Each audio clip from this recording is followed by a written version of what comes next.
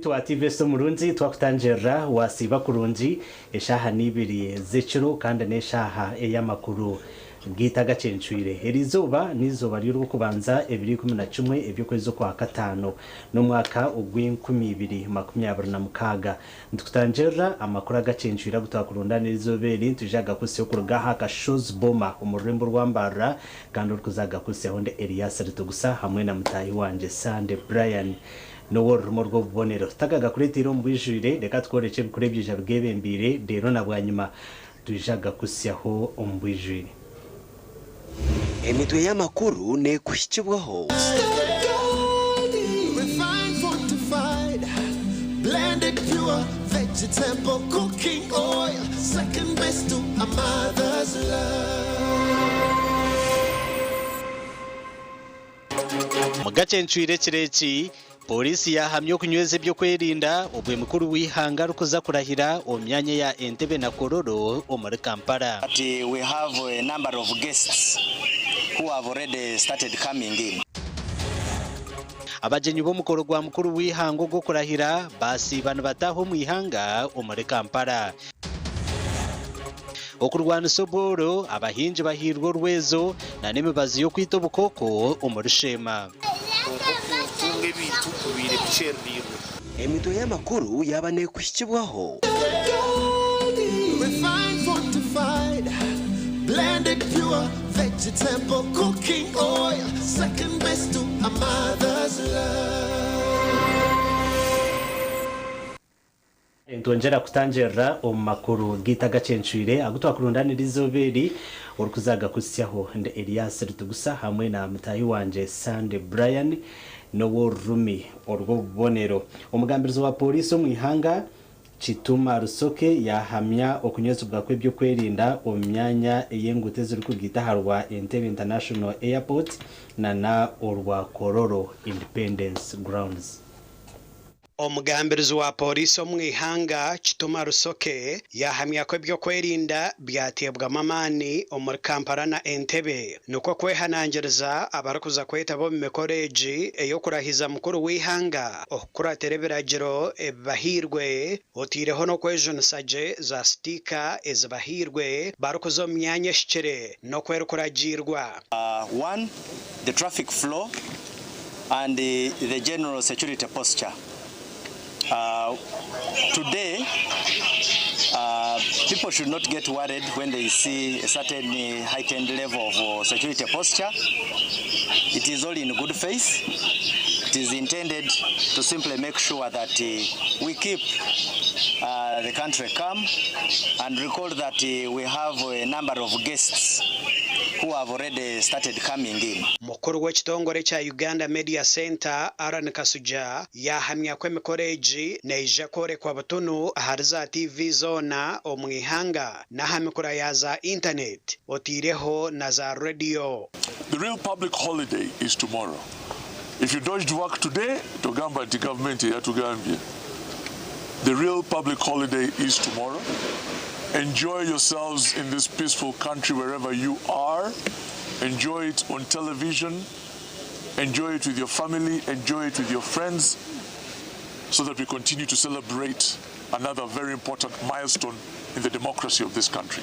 Abebembiro kutebekanisa omukoro go kurahira kwa mukuru wihanga bataho buryo okwabanyamakuru nebitongore byabo biratwazemo ahacha Kororo Independent Grounds. Shall be very, very strict on the issue of timings.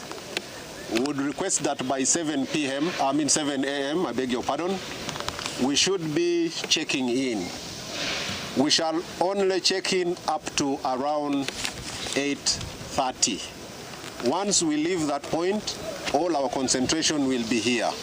So it will not be proper for you to be calling members of the organizing committee that come and rescue me. I'm at the gate. Ebyo bikiri bityo chairman wa community y'abanyarwanda mu Uganda yashaba abanyarwanda abarukutura mu Uganda okwijo mbwinji aha mukorogo ogo kurahira okwa mukuru wihanga nafenga bana Uganda abarara nafe community yafe y'abanyarwanda banansangwa be Uganda.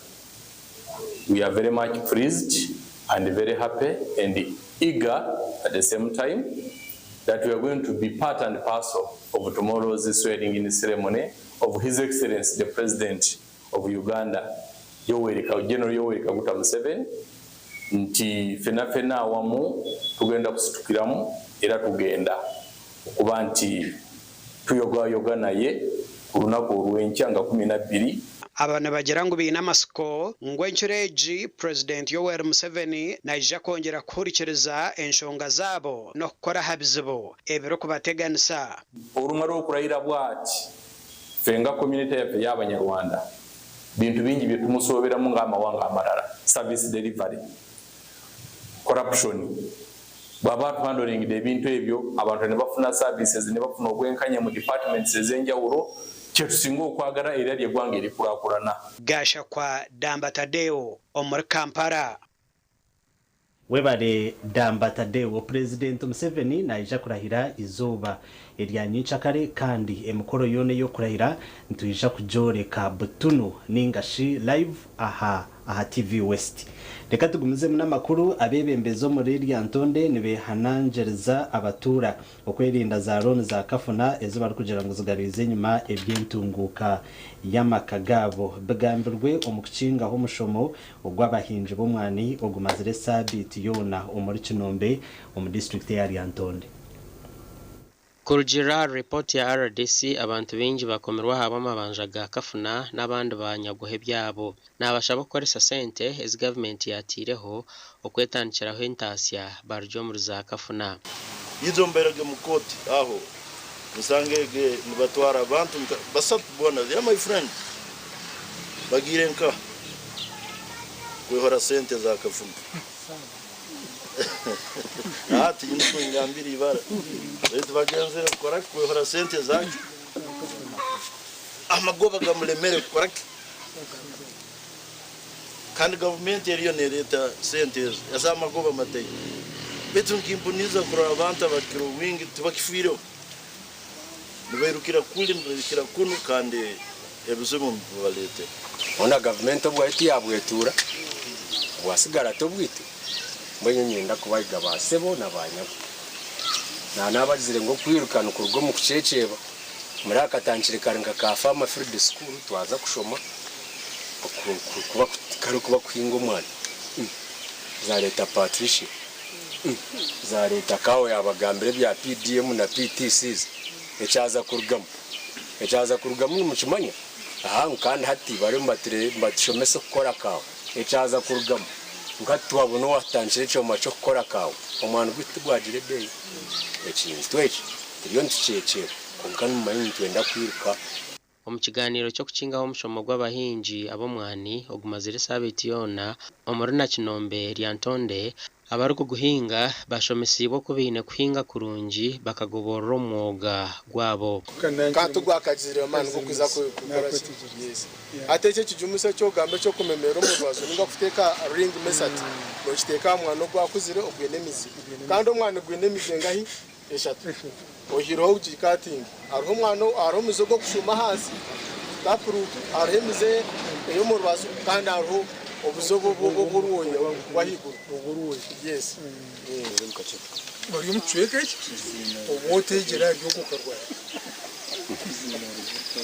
obotegera rumutahi wawe ahacha kukizo kukinga akagira urutoke rungi nangwa nuko wako kurisi akagira ente nungi yokagira ente oba muntiki bwana hateje fama feed school abantu abashitama hamwe barabashatubana ngo kwija n'ukubasa kubura bwenge Benjo mbahinji bomwani kurgombe bina bitaro umwe na bimwe hine bashabere government okubakorra chwero kutungure chingwa chomani singa bitu byafe bijja ngabe tuli mu kibina ngabe tuli wano nabala bagene kutugattako ne mutuwe bitu byafe mu bunye mutuwe mwanye nunje tukola tusimba kubanga already government buli emwanyi beziwe government yetunde mwanye so kiyamba government nokusinga tufuna ko katonda kubanga kiro bagigula go mubiri government zetunda yekola ki yizimanyi so batuwe mwanye ziwera batuwe bikozesebwe ebiwera ate batu monitoring ngabe muzewa tujja okukakasa titukyalagiriza ekyokubiri ebintu byaffe kati bye tugaba okuyitira mu operation where's the creation babiwa abantu ababisupplying nga bakugu ne bayita mu test season nezeetagisa ne bagamba nti ene mwanyi etuukaganye n'omuki ene ensigo ya kasooli etuukaganye naki abalimi ababalunzi nebyemulunda bituukaganye naki kati ne babikakasa okuyitira mu bakugu bano bonna betulabye n'abebweru n'aba gavumenti ewakati. Era mbeebaza nnyo abakulu ba disitulikiti bye mutukoledde ebirungi tubifunye mwe tuzisimbye naye mbadde mbasaba nanze kyamaanyi w'ekibiina kyo ekyabalimi b'emmwanyi n'obuzibu abantu bansaba emmwanyi ate nga mulina okuzitwa tukole ki tuzibongere mu kibiina kyaffe abantu abamu abalimu mulimu abalina ebinnya nga tebalinayo wadde n'omuti n'ogumu.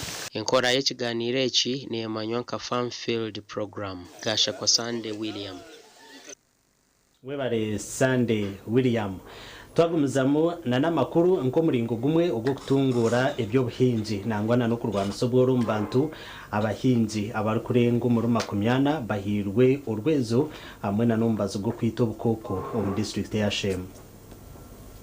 Obuhwezo bubuhirwe gavumenti ya Uganda erikurabira mu Ministry y'Obuhingi n'Oburiisa bakwatanise na Uganda Climate Smart Agriculture Transformation Project aho abahingi bakozere gurupu bati bakashashura miliyoni 5 rero gavumenti ekabateraho miliyoni 19 aho buri omwe atwiresha wishatu za fertilizer ebicupa by'omubazi gwo kwita obukooko n'omubazi gw'esano ogwo kurwanisa ebisente n'oruhumbo rw'omwani bakontributingire miliyoni 5 n'emitwaro 10 na kashanju gavumenti yabateraho miliyoni 19 so total package yabo miliyoni 24 n'ubwo museto kuwamu twashemerwa munonga aho kuba project egi tushomesa kutunga ebintu kubire bicerrirwe abebyo bushoborezo mu district ya Shema barabwira batwira obuhwezo obu ngo batatera gavumenti ahansi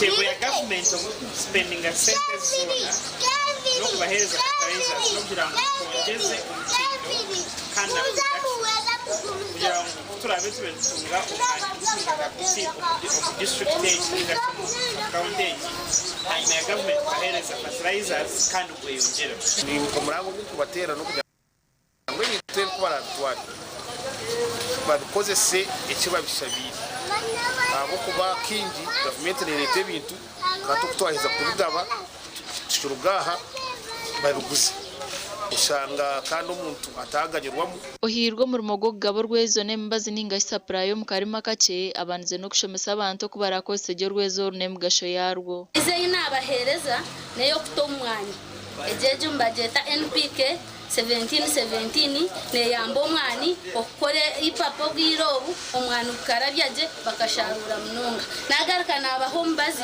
bagweta no dox obunombazi gwekisente shango orujumor mwe hisize orundu green ingano rushatashatu supply nitwenda ngo supplying ebintu ebiribyo wakire all supplying ebintu ebiribyo kandi omubwire gurupo bunde tarisiba westami mbiwe tuwabonaki abatungira obuhwezo basimire government kandi baraganisa ku bikosa je mpaka betungwire fertilizer eyimwatwa nyina masiko kujya za kugikoresa omisiri yitu kumure mwizire kuturambura muza kushanga yone bonire abo tito tukubasa kuguza bintu batwa abahinja binju mbateganisa bwakaka koko butaji ako kufumura butaji okashanga omwana gwabo gutakora munonga so twagubahereza amakuru agashoka Michael atwakire webare Michael atwakire umurebi wito murunzi ni kusima aho turebera hona kandi webare na nokutorana kureba TV West turiyo makuru agacencwire kunkaka transit kumure ukacentugaruka na makuru agande agarukurataho nagakushikibwaho Movit All Day Toothpaste meant to give you powerful night gum defense and teeth whitening. The charcoal flavor gives you deep cleansing and power stain removal. agarukurataho watunjire shitekateko cyo kuri sempunu ombwiro bwa COVID-19 hata inempunu igani 2 nagira ngo tarukwe jusya omuri cegegwa ko muntu natanye ndasete ninguza ki impuna bana bazayishona agarukurataho gabanaga kushikibwaho Movit All Day Toothpaste meant to give you powerful night gum defense and teeth whitening. The charcoal flavor gives you deep cleansing and power stain removal. obuhabuzi ahabyo bwegese nebikushikibwaho Kitagata Farm Institute. Muzire urukundeba nubuhereza amwe urwo muhoka sako n'abanyimpuretero habuze kugira ngo abana bamwe batandikire kuzaha amashomero porabe wabikire jya kasente kawe umbanka wabo tuira nota yo bitu genda uyiha kasente umbanka urukata account y'ishomero reke kohereza abana ubundi mukabesiga kugira ngo nubaza kubakorera icyo esente nzihendera zitahikire ayizakubeneza nyinshi akaroba no yefuza no shashoro umurundo gwa kabiri kandi ushanga ngo ensobe zona zikahargara yo nkomuziri obuhabuzi ahabyo bwegese bw'abantu bukushikibwaho Kitagata Farm Institute.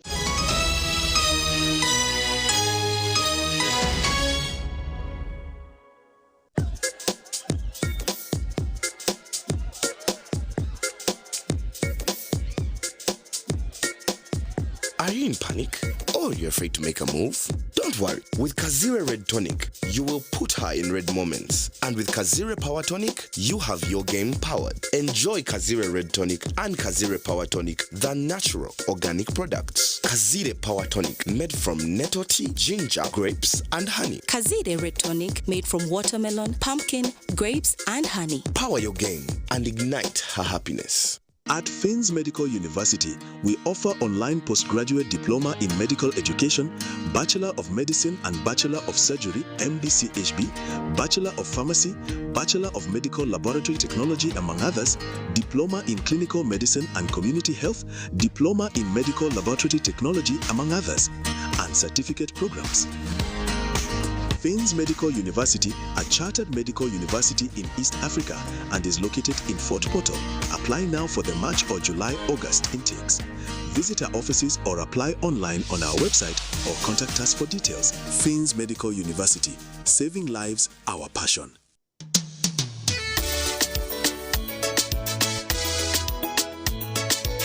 Manager, ogito wagito. Konka batumu kidara, kabataka jiremu. MC takiziri. DJ atumwe na wiring ebyoma. Tugumiseze shanki ibiri. Bantu mareka turgo muzano tugume twatesha. Twagamba shamushanju zibe shamushanju. Tikizana ngu okushara cake ni shamushanju. Nizeze zenyine. Dio ni shara cake tukaza kunyumba. Na wapenzi yona nesente konga tanywire mbogo. Nikushekere nikuteganisa wenda nigende mbogo yoka. Oyine mbogo kanaba mulungi ayibambe nekorera. Ayimukama wanje okagaruka meshahara zanje.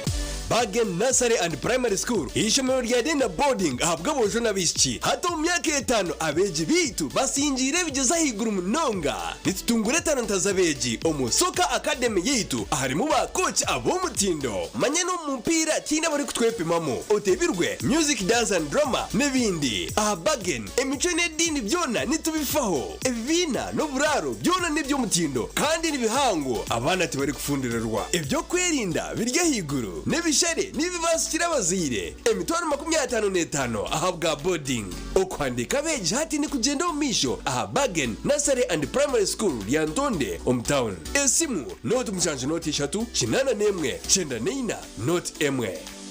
Tandika izuba ryawe na ABC Dent Nourish Fresh Up Fluoride Toothpaste ogira kasheko izuba ryona ombazgwa meino ogwatongozibwe hamtindo gwensiona kandi gukahangura umudali gwa People's Choice and East Africa Award nigukuma kaho komukanwa karungi gweza meino kwiteshikoko cyo meino kandi gukazibero kurwara kozesa ABC Dent Nourish Fresh Up omubirengo bitari bimwe na bimwe ebirimo white gel, herbal mint gel hamwe na red gel buli ka box ka ABC Dent Nourish Fresh Up no shanga mu brush ya meno eyabsha gushanje umaduka gona mu ihanga na burengero izuba bwa Africa tunga ABC Dent Nourish Fresh Up ahabwa kasheko akakusingayo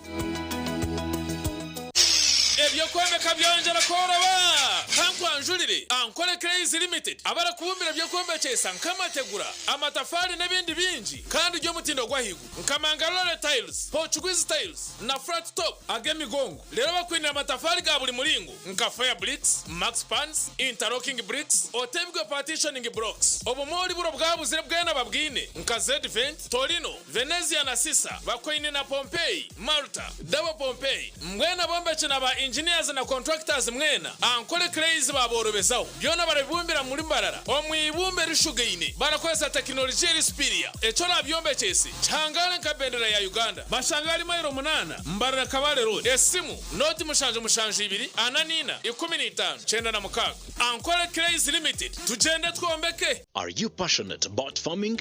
Do you want to turn your land into a successful and profitable venture? Then your journey begins at Chitagata Farm Institute. At Chitagata Farm Institute, we offer practical, hands-on training in modern agriculture. You will learn real farming skills through activities like fishing, cattle keeping, goat and sheep rearing, piggery, beekeeping or apiary, among others.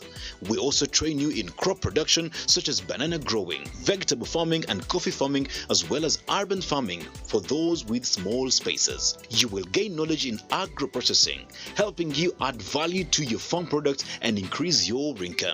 We are welcoming students for the 2026 intake and registration is ongoing. For more information, please call us on 0772 247488. Hayes Recruitment Experts Jobs Abroad. Kandi nitumanyisa abantu mwena nguni tucinde abantu binji abashije n'abakazi abojona bishiki emyaka 21 okwisari 85 okwerache Kenyonyi Dubai emirimo nka customer service, airport security, aviation stewards, check-in agents, landing ground guides na aircraft cleaners. Hayes Recruitment niyo company esinjira zindi zono mu Africa okuhereza emirimo ey'obujunanizibwa omwaka ogutuherize okwehandikisa n'okwabusha free registration amataji gitugona esimu not mushanju ina not emwe ibiri ishatu ina itano mukaga ninga not mushanju ina itano itano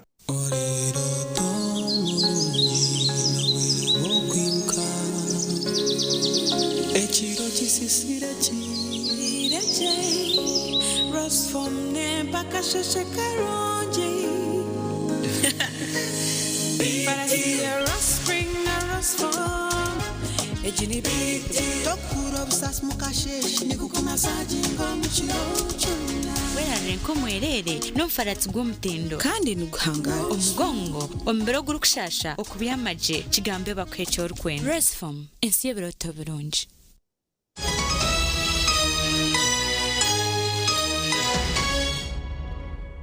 Kuruka yuko mbutumwa bw'abashubuzi twagumizamo na namakuru agacencwire ageshicwe keci abekibina echa NRM Elizuba basibo mu kwakira abagenyi abarabe bari aha mukoro ogwo kurahiza mukuru wihanga kandi abagenyi okurugo mu ihanga rya South Sudan hamwe na Algeria no bamwe abashikiro mu ihanga.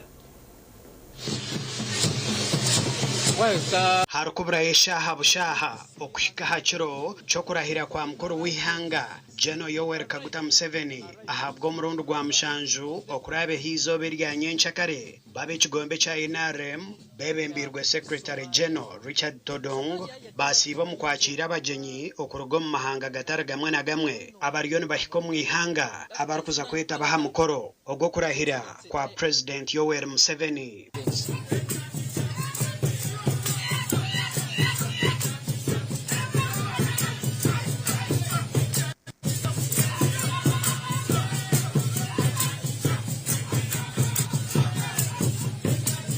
Abakuru okurugo mu ihanga rya South Sudan ne bamwe abakuru ababanza kwiko mu ihanga kandi aba baba bebembirwe Dr. Akor Paul Kodit kandi oguna akorre kigombe echa Sudan Liberation Movement. The natural MOU that has been existing between the two people, so we're just formalizing it, but has been there naturally.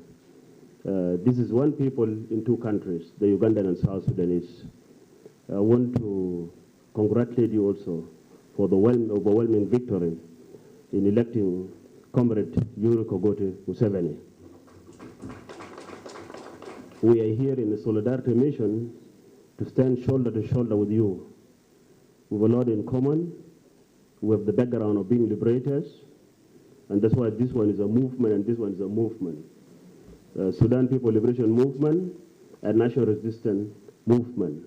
Normally connects from here, and it is where we are receiving. Dr. Akor Paul Kodit yasima abanya-Uganda ahabwo kugaruka bakaronda Yoweri Museveni ogundi Murundi kandi yasima enkoragana erya hagati y'amahanga gombi. Bako abagenyi wano ajja kunywa ku lwendo lw'amazzi oba wanaabasimye kakofi aka Uganda kalungi kamulinze dda era bw'anaamala okuwuuta kakofi ajja kuvugibwa butereevu mu ngeri y'ekikungu mu bitiibwa ebijjuvu ebiweebwa omukulembeze w'eggwanga akyadde olwo nno ayolekere wonna we baba bamutegetegetedde olwo nno agende yeeteeketeeke alindirire olunaku olw'enkya olw'okwetaba obutereevu ku mikolo egy'okulayiza omukulembeze w'eggwanga. And what's important for us as comrades, as we modernize, as we progress, is to maintain the movement characteristic of our respective organizations, the values of deliberation, the values for which we took up arms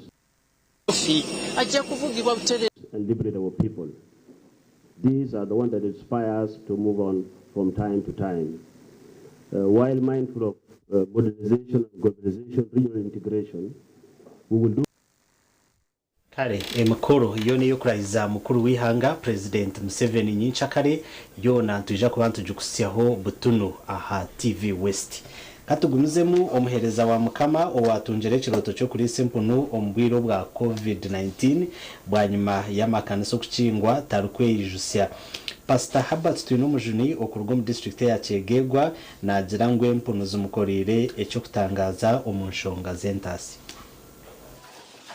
Pastor Herbert Twinumujuni omutura wa isazo mutabono kanso ya Kyegegwa no yatandikira kuri sempo nombwire bwa COVID-19 kandi ogunayibe mbere kanisa ya Holy Spirit Fire Church erukushango mutawoni ya Kyegegwa ogunagirangwa akabanza yahinga nyanya ezihire mu center akaguritaka akongera akagura ebyana by'empunu omubwire bwa COVID-19 bw'amakanisa gabire gakingire ngakuwa kanafuna idea na byale nyanya ombuvera bwa green buno obashinje bibiri kabya rufera bina 20 akanisa haro maramu na bateka bya maramu aho twateka mwita twateka mama shegendo wane bano twagihire enyenya zikera mukuru we njya miliyoni muri mtoro cyane nagure byana bya roko ebye mtoro nkagibya ni 12 akabaroko so nazirebera zije zazariye na 55 umwangone chweka nareberera mwe byana 40 nje nabiguza Habatu n'umujuni nagirango cya President Museveni okugumana agamba kutunga empunu nacyo kikamwongera amani kandi narise kikecero kumanywanga kambra ngaza nayebuza President wihanga ahabwachi na koko bagabira abantu bagabira cyane cyempunu yebuza hwayi ndeba yanarambura nateka emphasis munonga abantu bahire empunu naje nagishomaho nashanga ntempunu nesa gigahaza ombwire buke munonga empunu nazirise bicori ebyarukwehingira kandi ogwashekerira barukuhinga bicori bakabuguza ngo kuba rukubiho musiri kare na mbitiye ko mu mpunu empunu impereza mani wanguze kitoche so na if I need money now ninguze empunu tinguze ambitoche kuri uyire cyo kutunga empunu ayine n'urutoke orwarukwiya musente zarukurebereza empunu ezo mitoche zigaruka nkahe omumpunu ezo bicoro zigaruka nkahe bigaruka mu mpunu ate nanye ndasete ninguza ki empunu abana bazayishona so ate empunu kandi niyo my source of income Habate na jirangwe kurebereza empunu ezo mitoche zigaruka nkahe omumpunu ezo bicoro zigaruka nkahe bigaruka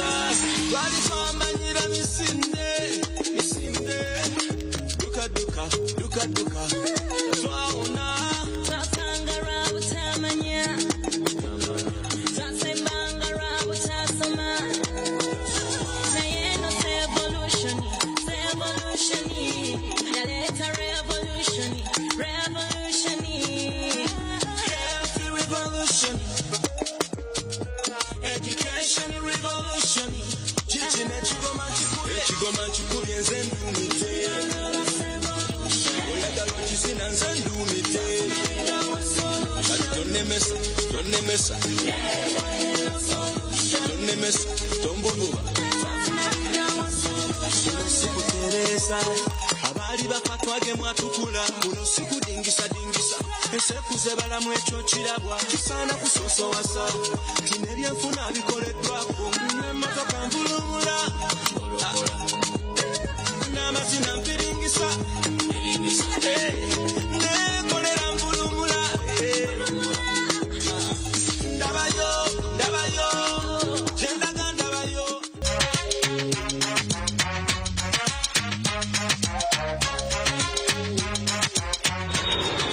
Through innovation and development, we have built not only modern roads, but an we are waiting to see what else they are going to display to us. Those are the drones right there, quite many. They are making a pattern.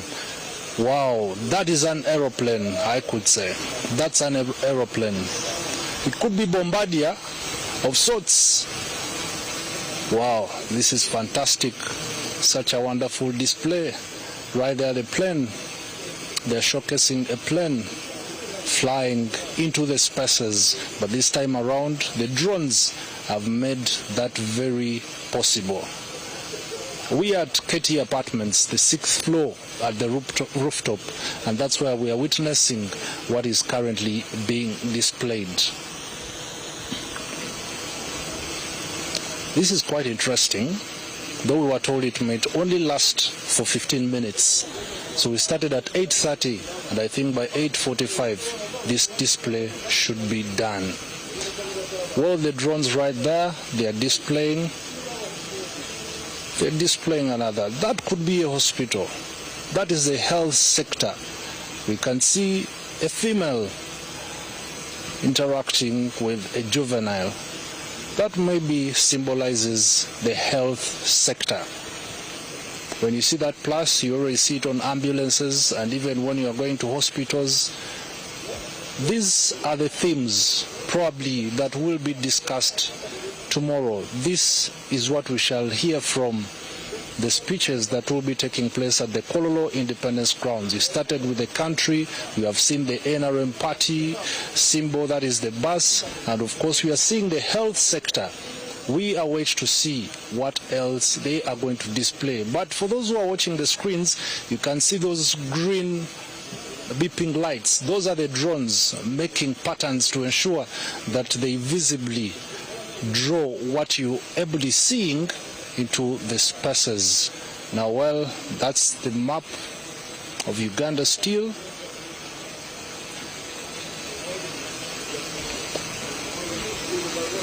Here you must have been good at photographic interpretation to understand what exactly they are displaying.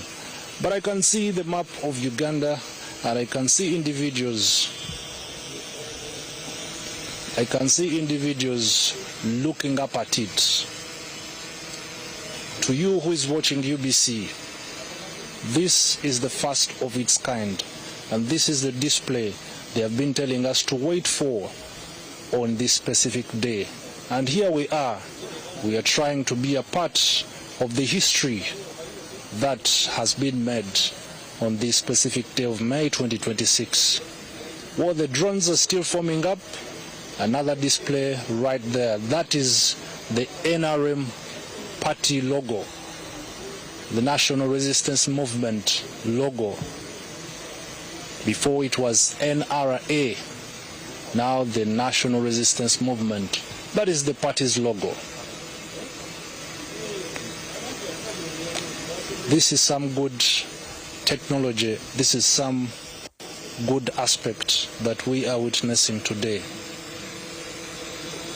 We shall be also having updates regarding this specific activity that is happening in all our bulletins, and even tomorrow it's something we shall be deliberating on all our 11 radio stations and the 4 TV stations that make up the Uganda Broadcasting Corporation. The drones are still making formation. To give you another image, that is President-elect Yoweri Kaguta Museveni, and from the background I can hear the noise from the citizens. That is several right there in the spaces. Technology is making this happen. We have been talking about technology, and right there with his hat, the Chikofida, the person you're seeing there was declared winner in the recent general elections with over 7 million votes, representing 71.6% of the voters who went to exercise their right to vote.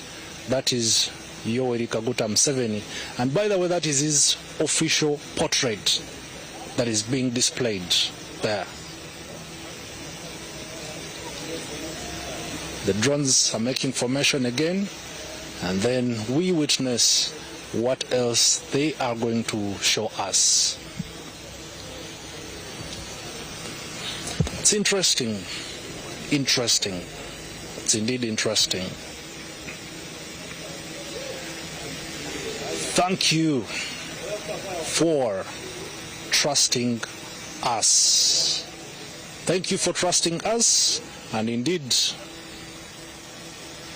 from 8:30 to 8:40, that's what we have been able to see.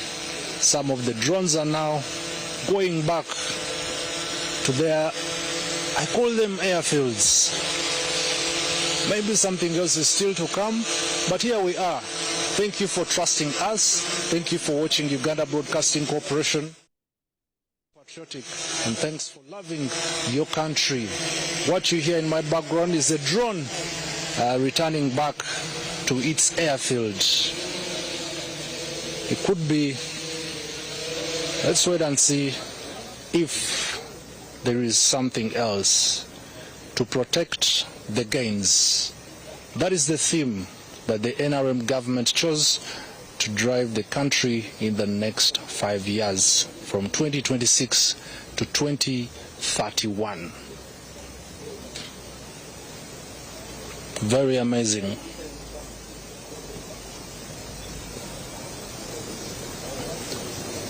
They're zooming it in a little bit to protect the gains. First of its kind happening. Maybe for those who are following us on our social media platforms, you could comment from which side have you been watching this from. While other drones are being dispatched into the space, probably we are still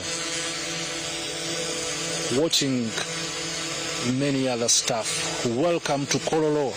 That is where the main event is going to take place on the 12th of May 2026. This is communication in its way.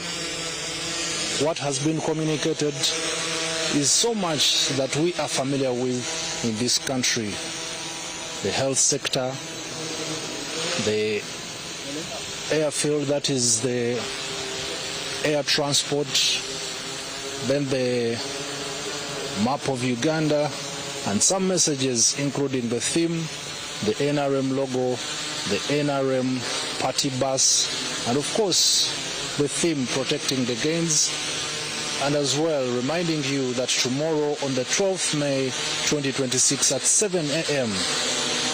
that's what will be taking place at the Kololo Independence Grounds.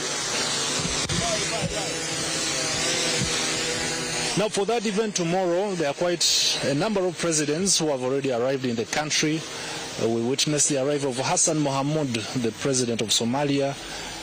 We witnessed the arrival of Felix Tshisekedi, the president of the Democratic Republic of Congo.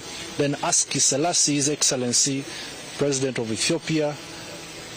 Salva Kiir, the president of South Sudan. Ibrahim Gali, the president of Sahrawi, and the Prime Minister of Equatorial Guinea and the Prime Minister of Rwanda. Both will be representing the presidents of those specific nations. Kenya has been represented by the Deputy President Kithure Kindiki. But as well, tomorrow we have learned that the President of the Republic of Tanzania, Samia Suluhu Hassan, will be jetting in tomorrow on the D-Day.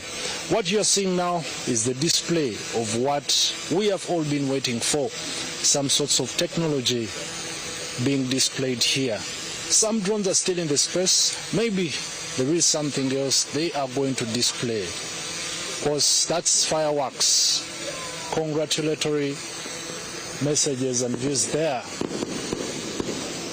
Maybe we have come to the end of the showcasing, but this is the first of its kind as we head for the presidential swearing-in ceremony, where officially the president will be given the responsibility and the mantle to take on this country for the next 5 years. Fireworks being displayed there.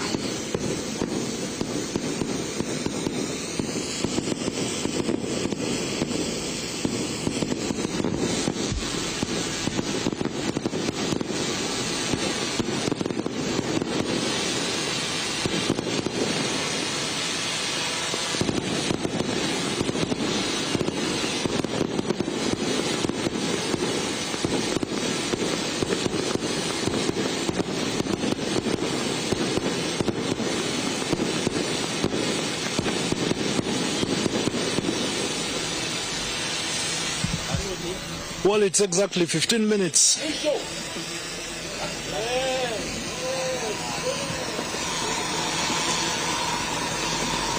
Wait for another display right there.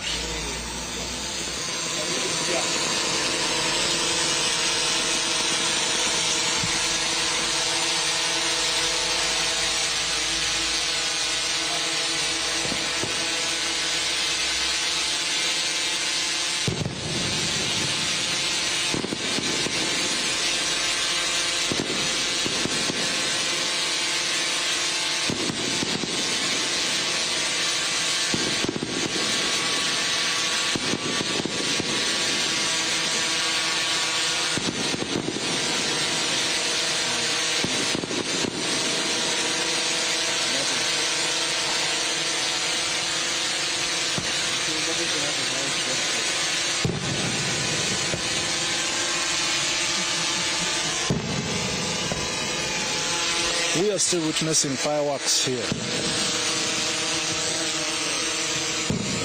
Some of the drones are being taken back to where they are supposed to be. But that's an awesome display for today as we prepare for the swearing-in ceremony of President-elect Yoweri Kaguta Museveni. Today the skies have been filled with a display of a message from the National Resistance Movement. A reminder that all of us should be patriotic. We should love our country to steer it forward. The President will tomorrow officially take oath for his 7th elective term in office, extending his leadership to 2031. Earlier on, I told you various head of states have already arrived in the country. Museveni won with the biggest margin this time around, with 71.6%, and the second runner-up managed to get 24.7%. But now the swearing-in comes amid heightened security within Kampala and surrounding areas as the government finalizes for the high-profile national event expected to attract thousands. Some of the roads will be cut off tomorrow, and the Uganda Police Force Traffic Directorate ably released the update on how the traffic will be affected. I hope many of you are well aware of some of the routes that were cut off to enable the smooth movement of the guests to the state and as well other very, very important persons. Tomorrow is also a public holiday that was announced, but as Uganda Broadcasting Corporation, all the updates we shall be giving them unto you right from where you're seated. Could be at work, it could be in your sitting room or anywhere.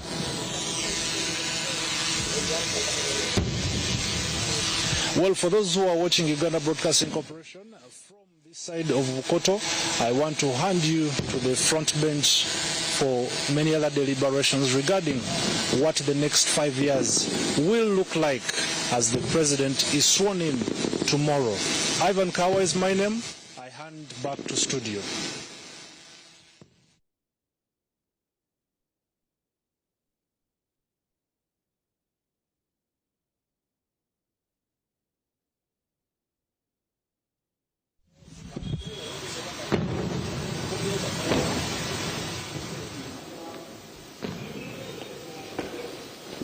Mwebale nnyo bannaffe.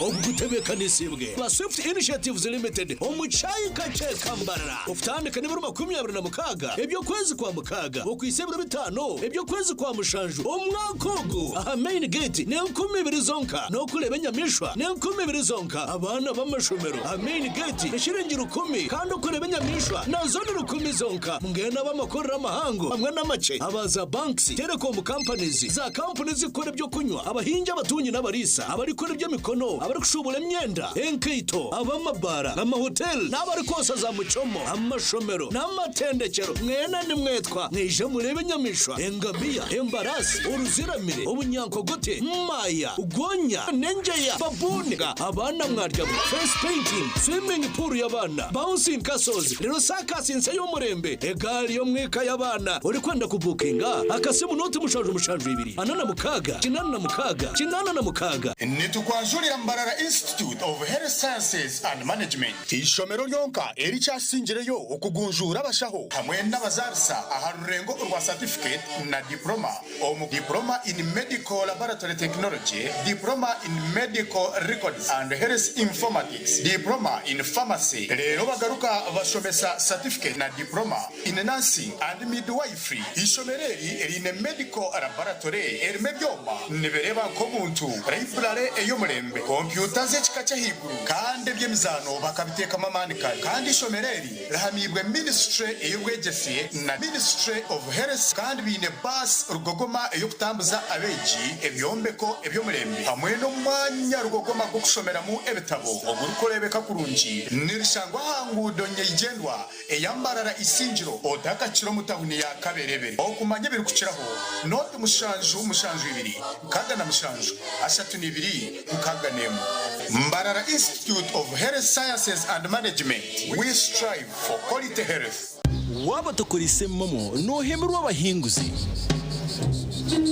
Gwevayo jayo buguru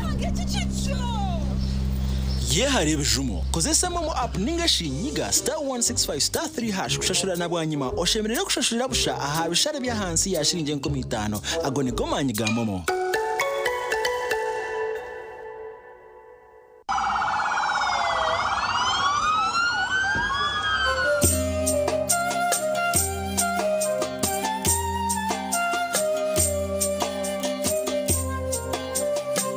taha mubuze buryo omwe cyari kunywa atandikanywa ha biriyani mukama wanje torkwitenga kubuza abantu bona bari miyari papa flavored vodka papa vodka niye kwasireyo papa vodka niye kwasireyo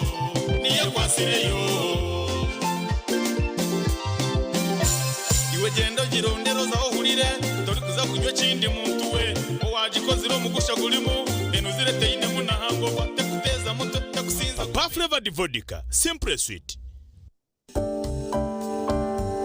bakuru bakachiko n'abakozi b'ekitongore ekyakwasibwe okuhereza amashanyarazi omu Uganda UEDCL nibatabarsya His Excellency General Yoweri Kaguta Tubahaburwa Museveni okuhika hakorahira okwebembera Uganda enchiro eyamushanju twine n'ekihika ekyokushagika omuringo ogu omusya ogwokukura kandi nituguma twine obwesige omukushagika amagezi n'ebyobugiga ebyihanga erya Uganda. Hangara President Museveni, Hangara Uganda. Mommy? Yes? At school, everyone crunching. Nange kumulimu nga nkola. When I'm watching my kazanyo. Daddy. ku highway nga mvuga sisumagire echo shua katinage bampakingire honey mwana muwe. Get your favorite packet of Psalms from a shop or supermarket near you and crunch. Get yourself a packet of Psalms and start crunching. Psalms, taste the difference. Cooking all that makes food sweet. Tastes so good like mama's keys. Sweet Thomasana, yeah. Stir gold is the oil, cooking oil for a tasty meal to live a healthy, happy life. Stir gold, refined, fortified, blended pure vegetable cooking oil, second best to a mother's love.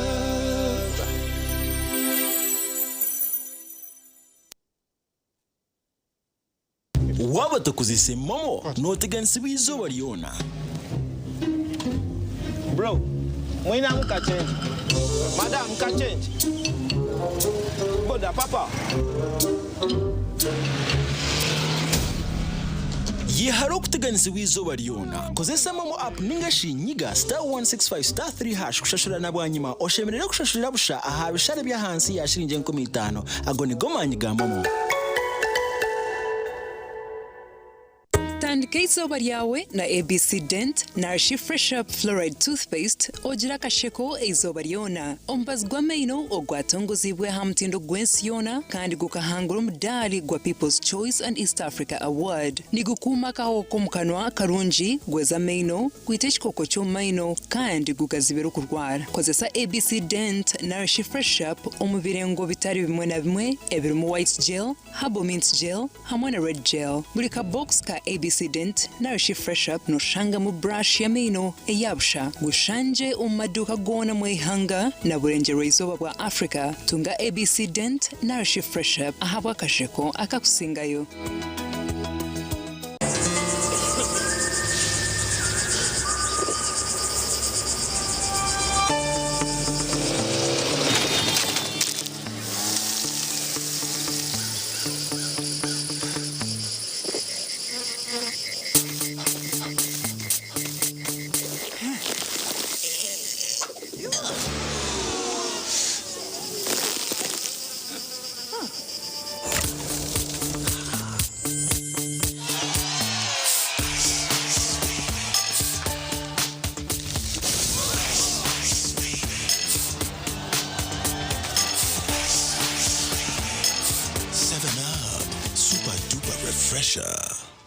There is a new way to keep your breath fresh all day. Introducing Movit All Day Toothpaste, meant to give you powerful night gum defense and teeth whitening. The charcoal flavor gives you deep cleansing and power stain removal. And the herbal delivers natural strength for healthy, confident smiles. Choose Movit All Day Toothpaste and enjoy freshness all day.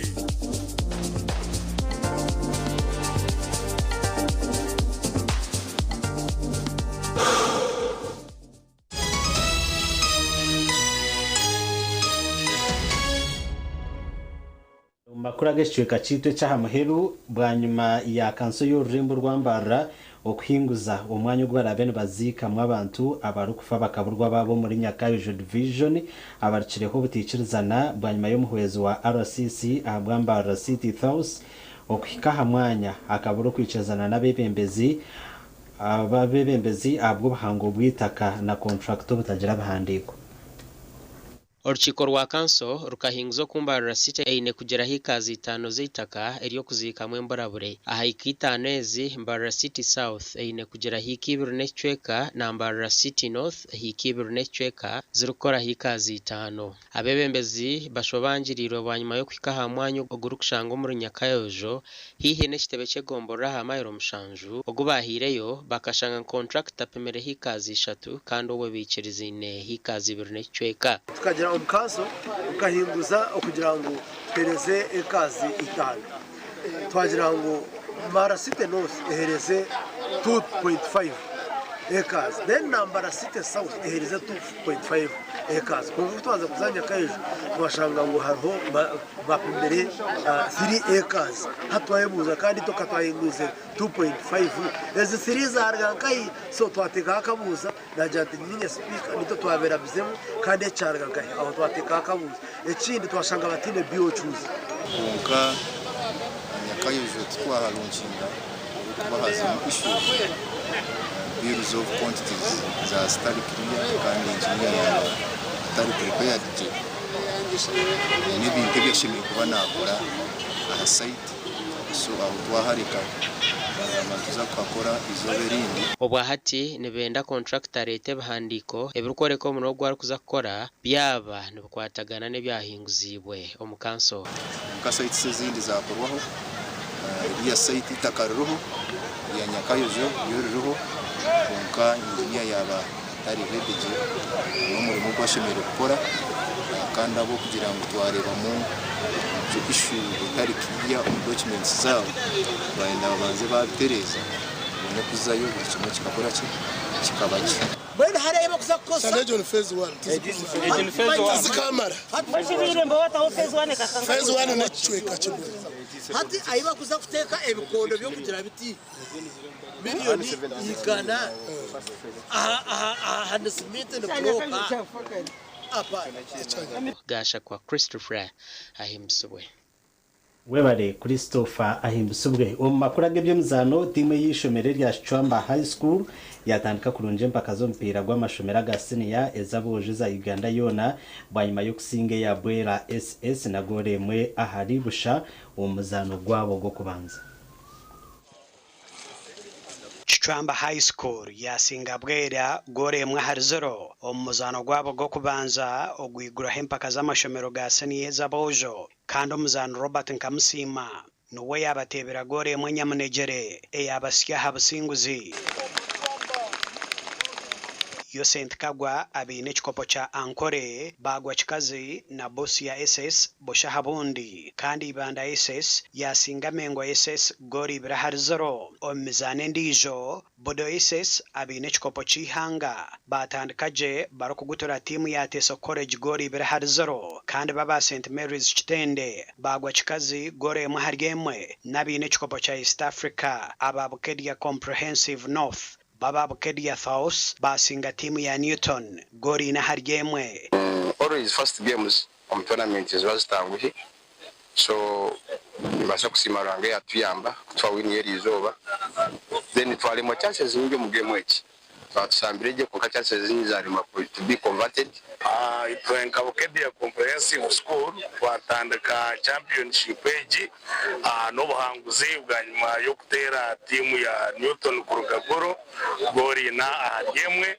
kandi twenka defending champions ba Fiasa kigenero gwa kitu no kutware cyo kope cha national wo kwate tukachitwara hoga bagutanga kwinu mache babyo gukubanza mu kimango wagumire wakati watagita Uganda itenka Chwamba High School twasubiza uko twakoze regera last year tukaba bi 11 twakoma round of 16 ubwo mwaka twasubiza kwiyongera kumara umbana bukubanza sinkatsendi kabwa twatandika match into kubanza itawasa kumaliza nayo draw ya 0-0 joga ko mutima urizo first games still confusing twetebekana cyo kongera mani mingi kureba kambu NPA yagarukaho cyakoresha mani mingi wase gihangwe zatandikeri izoba omu district ya Rira nezeje kuhendera hizoba rya Sande gasha kwa Aloysius byamukama webare Aloysius byamukama agondwa makuru agacencuire agutwabasa kusya hwekireki kandi wabanaga kusya honde Elias Rutugusa hamwe na mutahi wanje Sande Brian no worumo rwo bonero itwendezo kurara kuronje